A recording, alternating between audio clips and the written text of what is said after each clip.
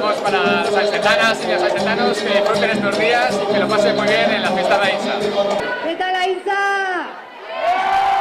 Queridos aisetanos y sobrarbenses, aquí estamos un año más.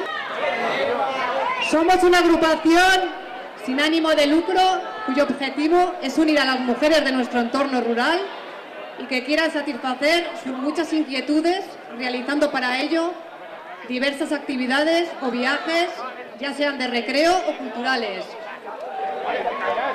Somos también una unión de mujeres con una mentalidad joven, dinámica, activa y emprendedora. Colaboramos desinteresadamente con muchos de los acontecimientos que realizan las diversas entidades pertenecientes al municipio de Aínsa.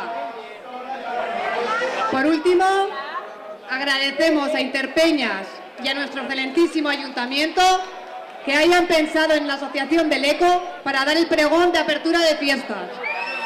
¡Felices fiestas a todos!